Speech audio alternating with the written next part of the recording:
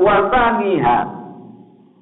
Nomor satu dan yang kedua adalah khutbatani yaqumu bihima wa yajlisu bainahuma. Poin satu dan kedua dari tiga tersebut adalah yaitu khutbah, dua khutbah.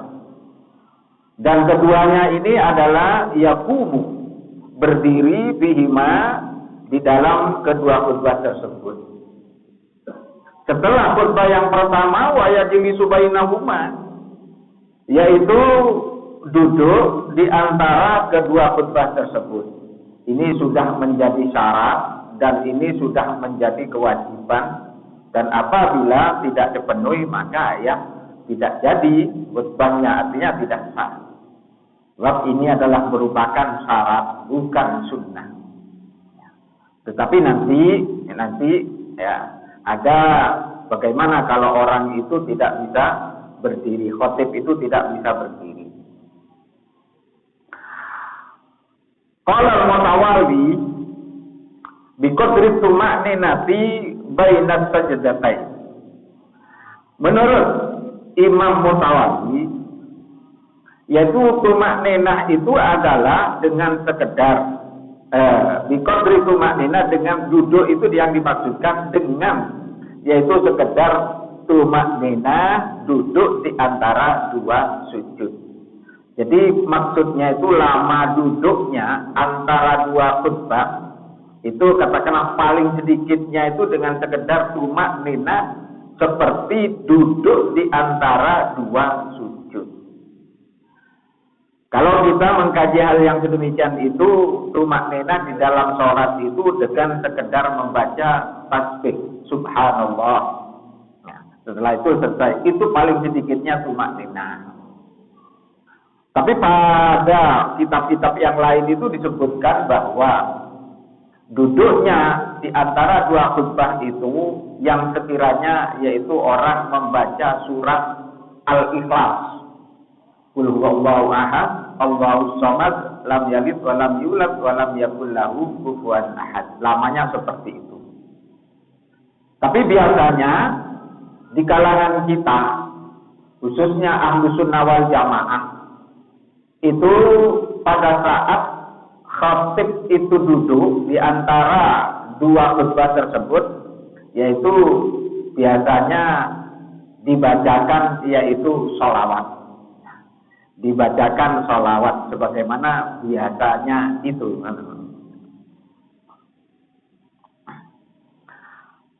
Kemudian dilanjutkan walau ajaza anil qiyami. Jika sekiranya khatib itu tidak mampu untuk berdiri, wa khataba qa'idan, maka boleh khatib itu duduk.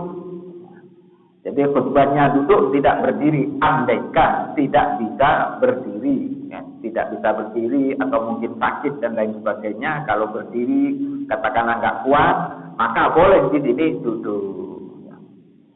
Al-Mustajian atau tidur miring. Nah, ini yang sulit ini. Apakah ada? Ini belum menemukan. Ya. Tapi secara ya tuntunan di sini adalah sokhah, maka di sini ya sah itu sah. Wajah al-iktida'u bihi, dan boleh kita sebagai jamaah itu mengikuti, boleh.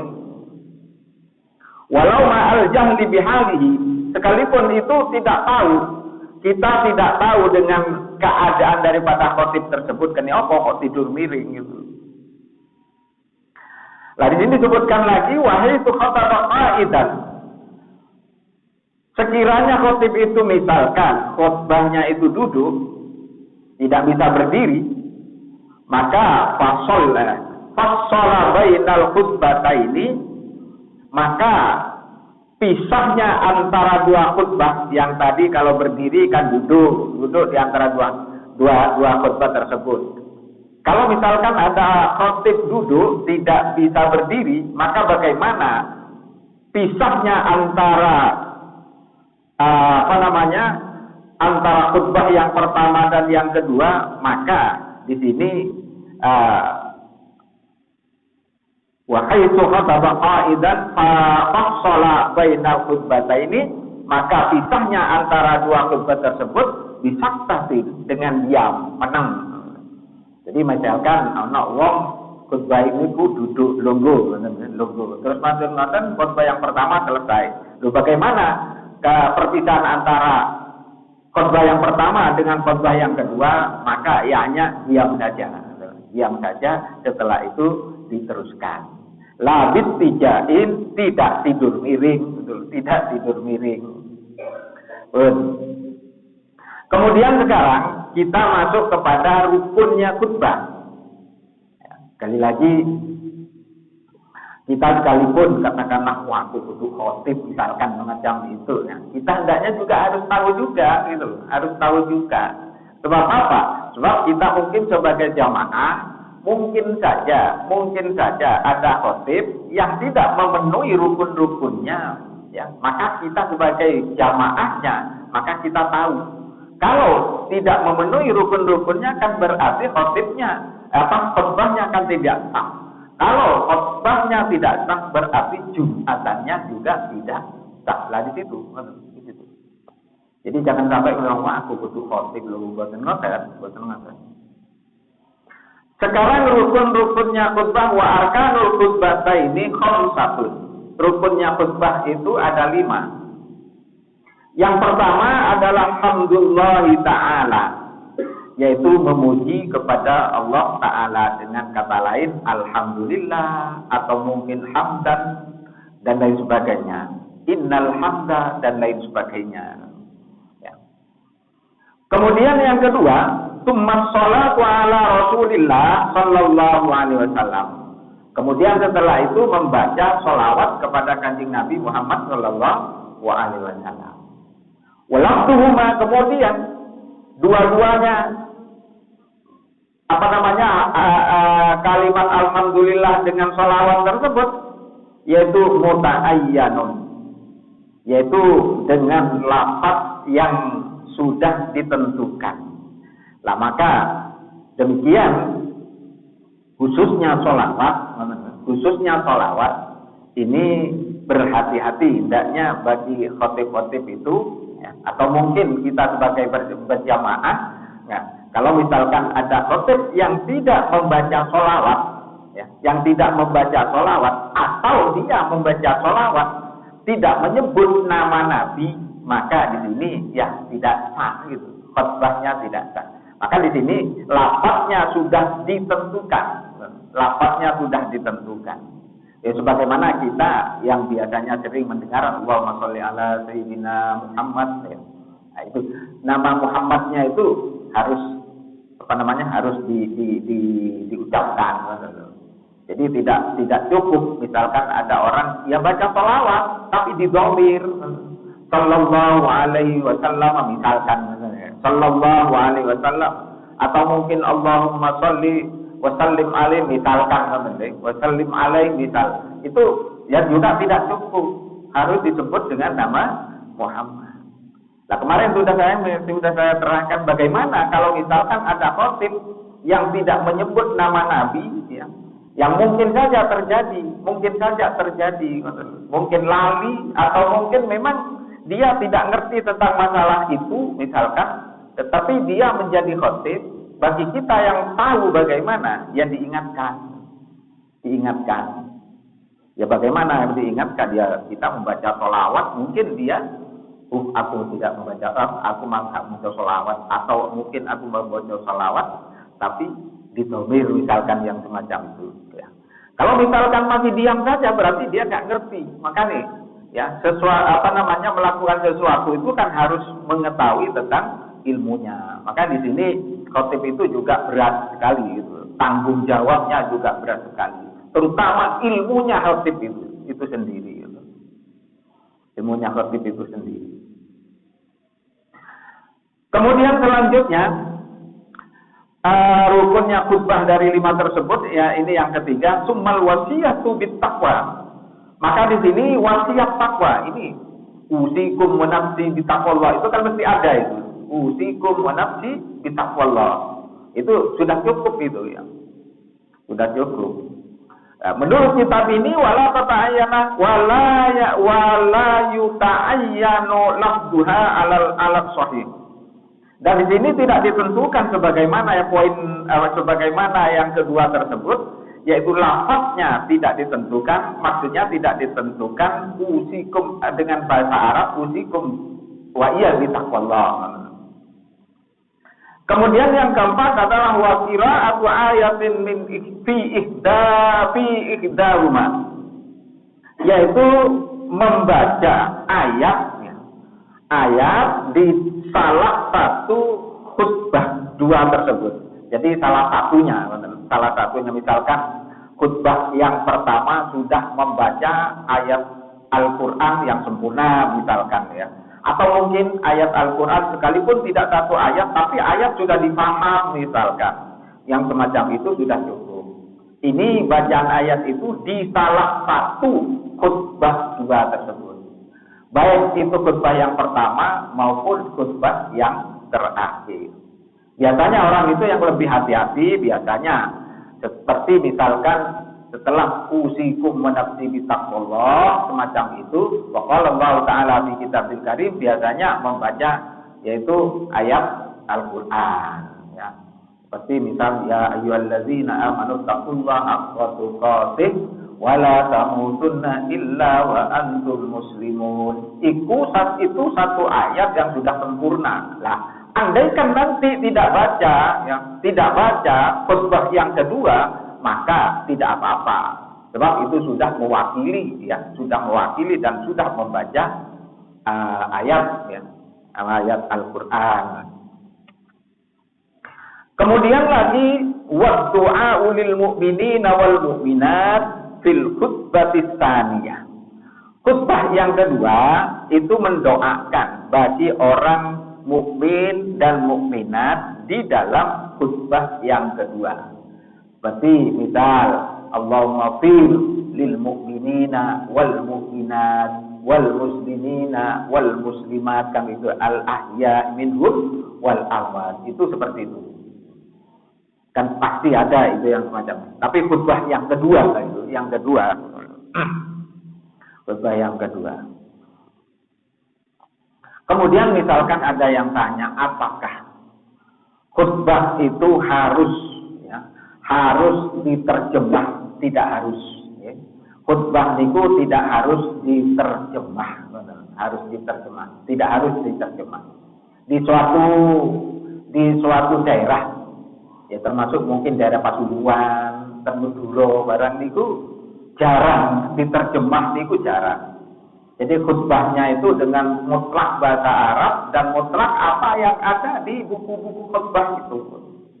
Jadi bukan diterjemah kayak biasa niki kan diterjemah. Maksudnya itu diterjemah dengan bahasa Indonesia atau dengan kata lain keterangannya itu dengan keterangan bahasa Indonesia.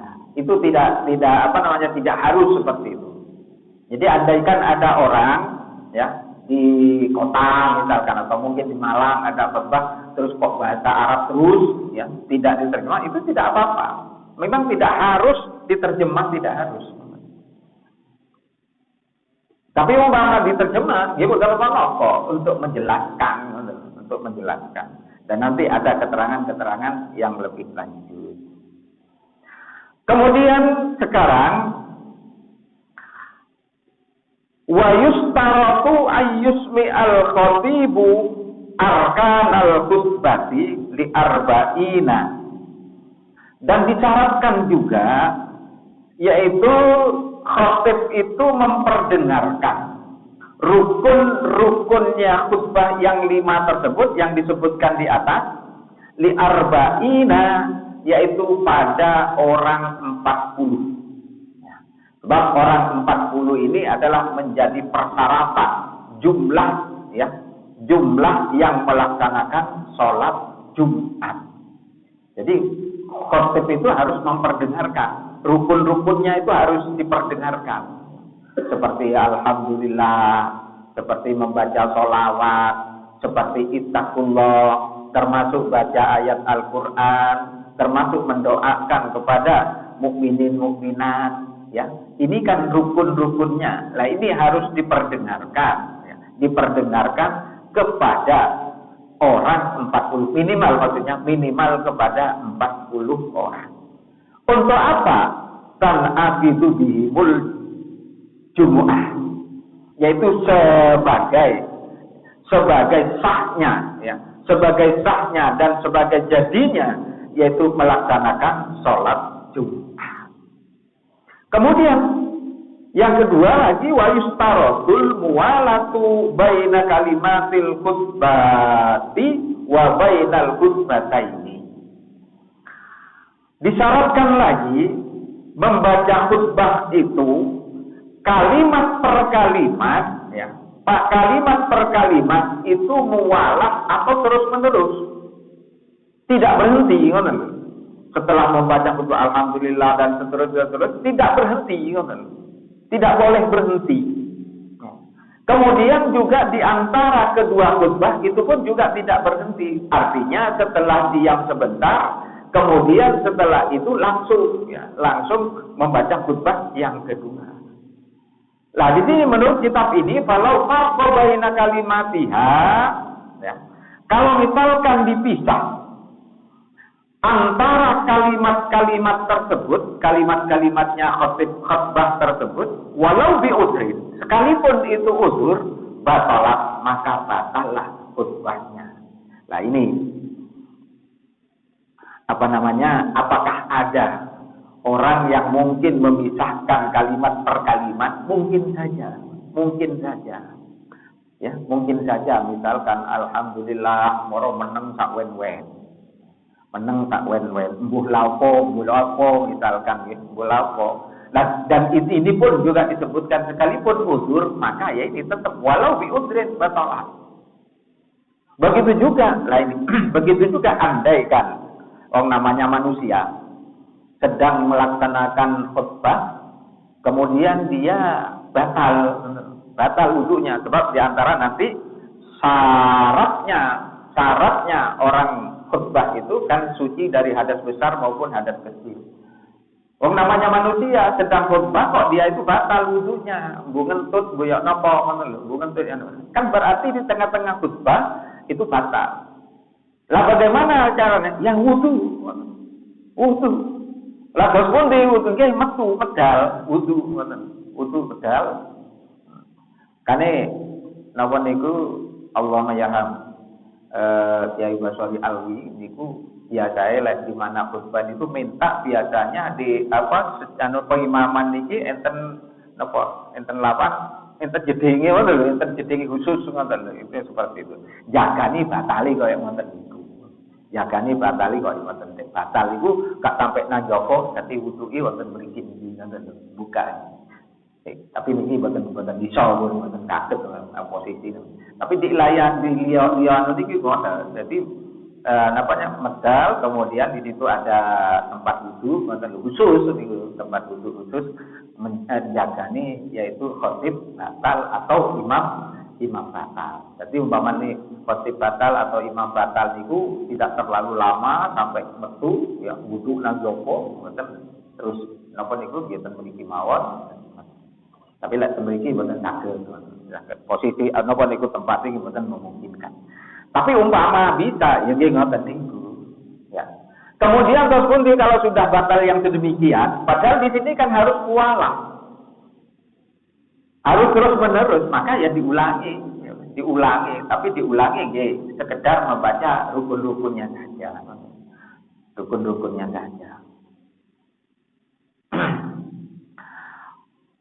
Kan di sini kalau farqa baina kalimatiha walau bi udrin batalah. Ini menurut kitab ini syarah daripada kitab takrib tersebut. Kemudian selanjutnya wa yustaru fiha satrul awrati. Disyaratkan lagi juga khatib itu adalah menutupi aurat. Menutupi aurat ya sebagaimana melakukan salat itu. Melakukan salat kan juga harus menutupi aurat. Tentunya auratnya laki-laki itu dari pusar sampai ke lutut ini. Jadi umpama wonten khatib pakai sarung tok. khotib kok pakai sarung tok terus mantun ngaten nggih nutupi aurat. Mboten ngangge kelambi umpama, mboten ngangge kelambi, mboten ngangge kopiah. Ya. Kemudian langsung dia itu bertugas sebagai khotib. Kira-kira sah napa mboten? Secara fikih sah loh. Sah. Khotib gak kelambian, gak kopiahan, mik sarungan tok, ambek nyekel tongkat. Ambek nyekel tongkat ngoten lho. Lah, secara fikih nggih sah, secara fikih sah. Tapi lain lagi dengan secara tasawuf, ngoten lho. Secara tasawuf, maka dia diseneni ambil kitab Bidayatul Hidayah, ngoten lho. Tapi secara fikih sah. Sebab apa? Sebab niki.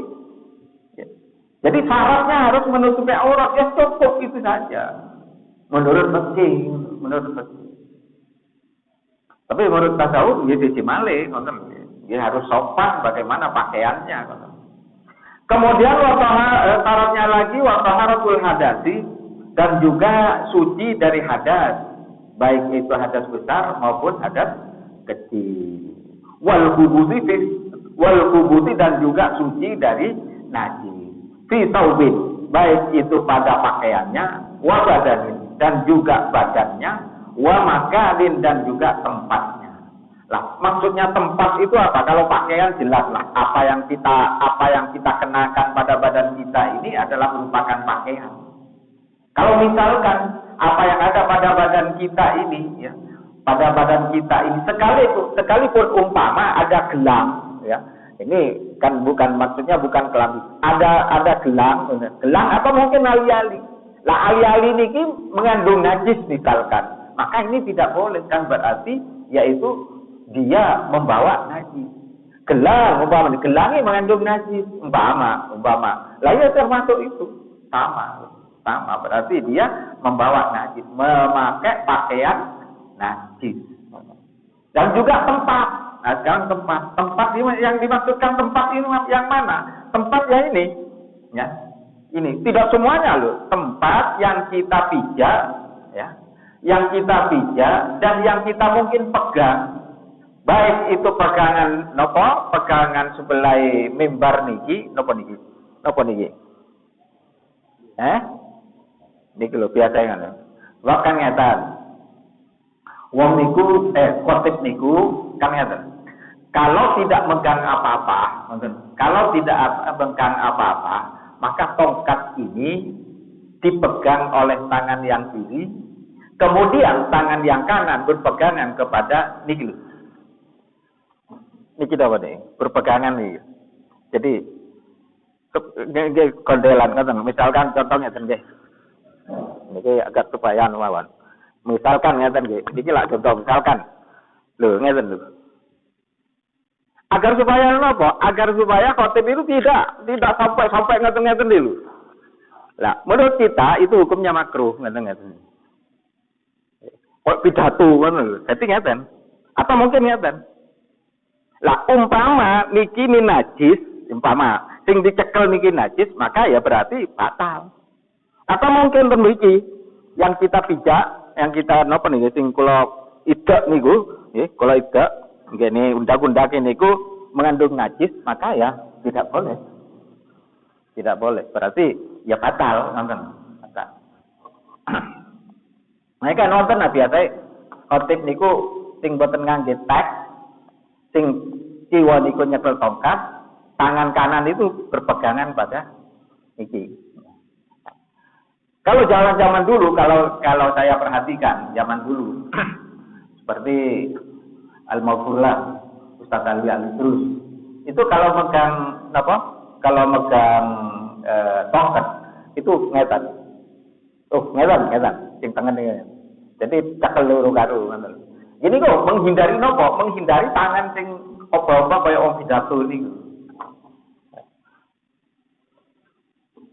Ini bagi kita, bagi kita. Bagi yang lain, niku wallahu a'lam. Saya tidak berbicara masalah orang lain. Jadi bagi kita maksudnya aliran-aliran bagaimana kita ikuti. Pun, niki masalah yang ada hubungannya dengan khotib. Kemudian Wasalisu min faraidil jum'ati. Yang ketiga, dari fardu-fardunya Jumat itu adalah antusollah rakaataini fi jama'atin, yaitu melakukan sholat 2 rakaat ya.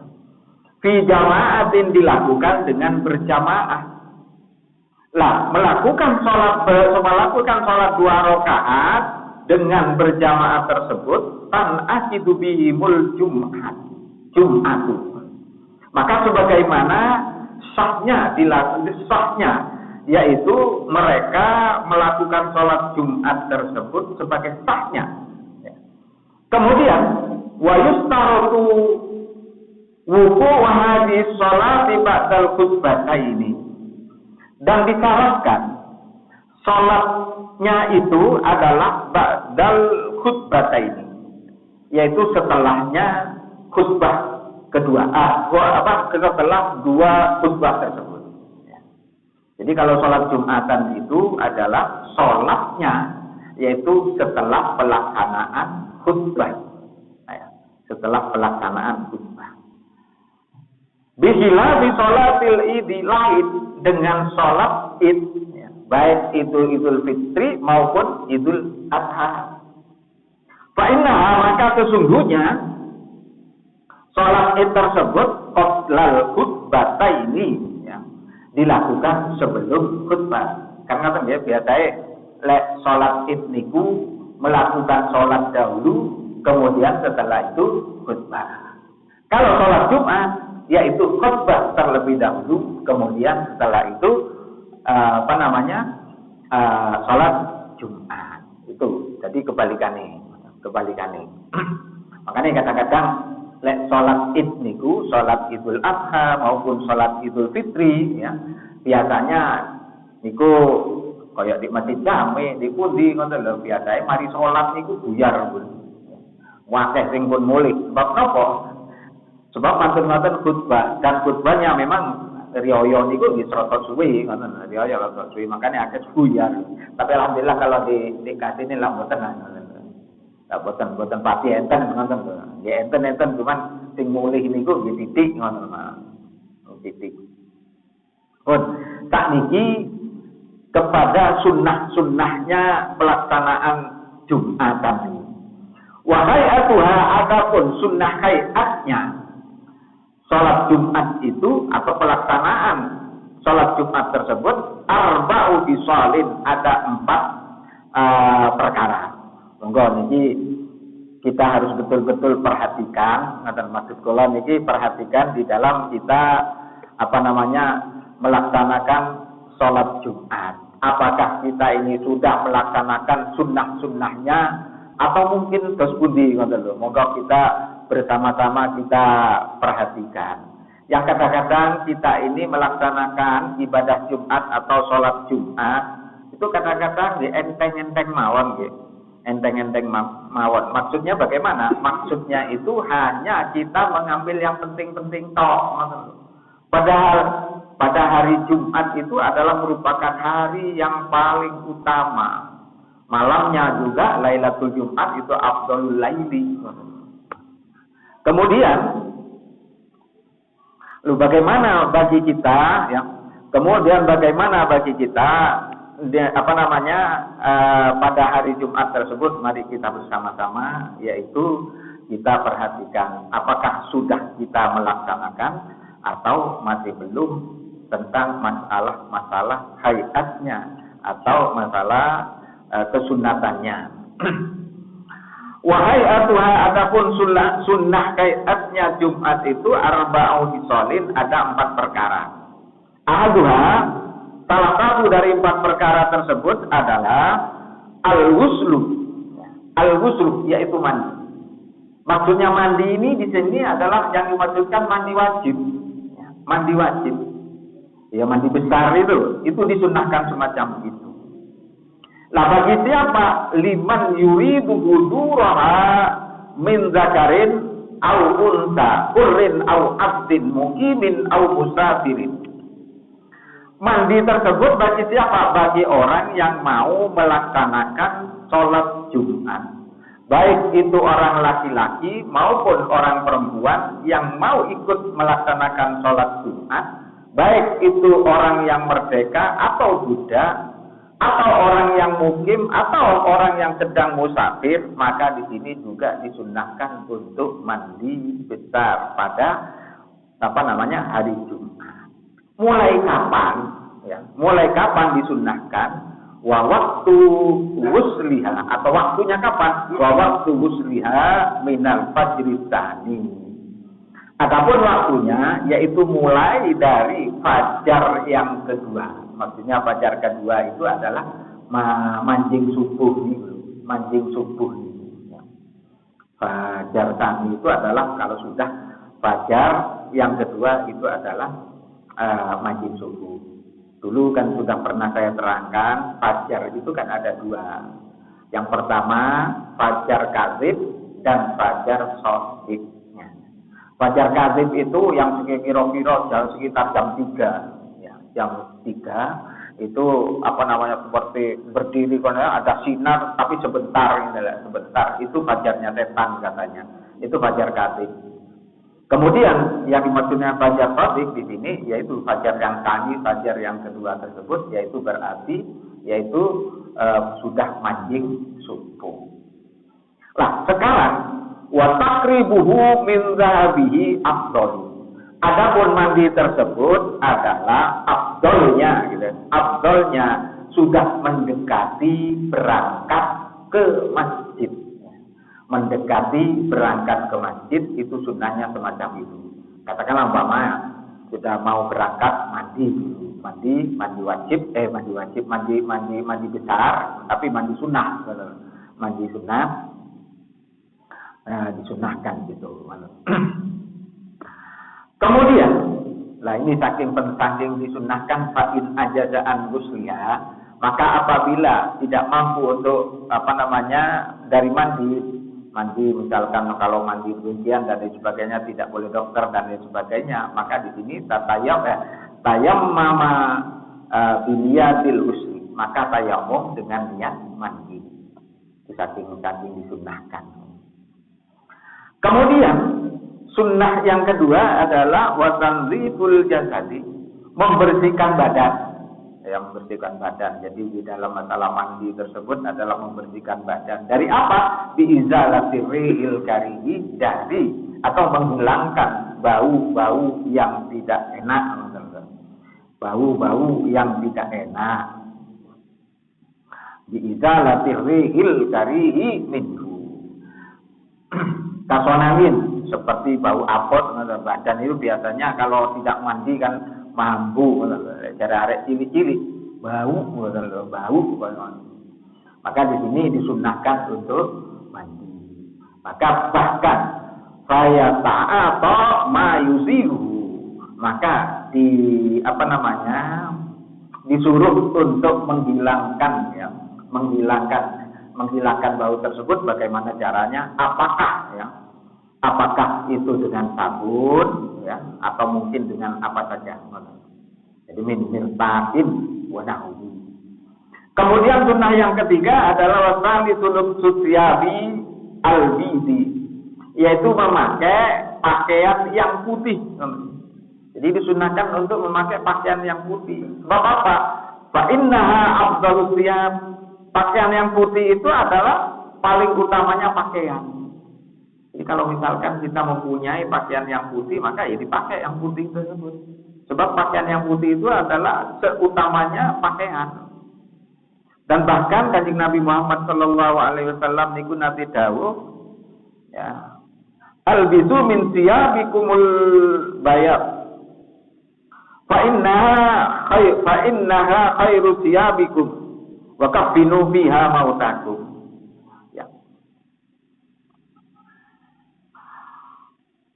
Hendaklah kalian itu memakai pakaian yang putih. Memakai pakaian yang putih, maka sesungguhnya pakaian yang putih itu adalah sebaik-baiknya pakaian. Wa kafinu fiha mautakum, dan juga kafanilah orang matimu itu dengan pakaian yang putih. Itu seperti itu kan. Tapi kalau ngeten, Jadi pakaian putih memang. Terus kemudian kalau di sini juga orang mengkafani orang mati itu juga dengan pakaian dengan apa namanya? Dengan kain yang putih. Tapi kalau mangke piyambak wonten wonten Masjidil Haram sebab temriko niku jenazah. Niki boten kaya temriki dirurupi dianu ngoten boten. Temriko niku digotong kok jenazah ngoten lha anu niku bungkus ini atau kapan ini boten putih malah. Seperti apa? Ten coklat niku. Warna apa? Ten coklat niku warna apa? Nggih kaya ngoten niku sing kula tingali ini. Sing kaya tingali. Jadi warnanya seperti itu. Wallahu alam. Tapi yang saya lihat itu seperti itu. Kula nek jan ketok dhewe ngono. Kula sampai ngeten, kok gak putih itu. Kok gak putih kok malah itu persis ten coklat niku, ten coklat niku. Nggih, tokal-tokal nom ngoten kok ngoten niku. Loh, entek. Nggih. Ya insyaallah masih dilanjutkan yang selanjutnya. Ini tentang masih di dalam masalah Jumatan tapi masalah yang apa namanya? Sunnahnya ya. Sunnahnya termasuk orang-orang misalkan orang yang tidak melaksanakan sholat Jumat seperti ibu-ibu apakah tidak boleh menapa iku melaksanakan sunnah-sunnah nggih boleh mawon dan insyaallah nanti akan dilanjutkan yaitu yang akan datang masih banyak tentang masalah sunnah-sunnahnya tersebut yang harus kita harus kita lakukan dan harus kita ikuti.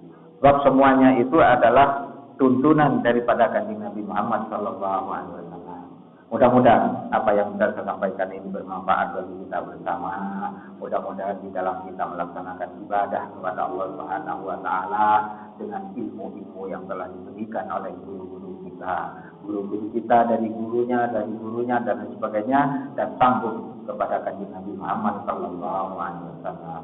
Bismillahirrahmanirrahim. Alhamdulillahirabbil alamin. Ya Rabbana lakal hamdu kama yanbaghi li jalali wajhika sultanik. Allahumma shalli ala sayyidina Muhammadin sayyidil qulubi wa dawaiha wa afiyatil abdani shifaina wa nuril absari wa sirriha wa ala alihi wa sallim.